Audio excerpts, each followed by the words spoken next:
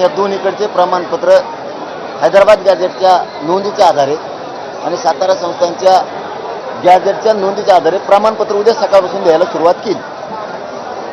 असंच आदेश सूचना पाहिजे.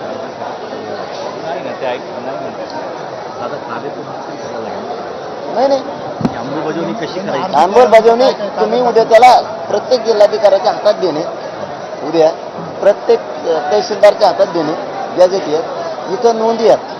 या नोंदीप्रमाणे लगेच प्रमाणपत्र उद्या सकाळपासून द्यायला चालू करा. पण नोंदी समजा 100 नोंदी आहे, पण ही 100 कोण व्यक्ती आहेत ते माहिती एवढेच आहेत त्या गावात जे आत्ताचे मराठी आहेत. त्यांचा संबंध कसा लावायचा? मग ते दुसऱ्या कोणासंग लावता? समजा माझे आजोबा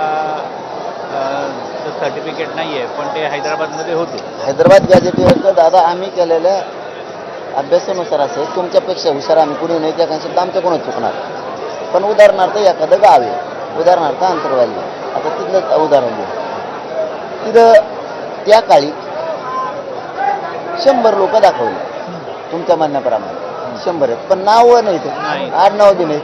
मग ते धड मराठा नाही, ते धड कुणबी नाही.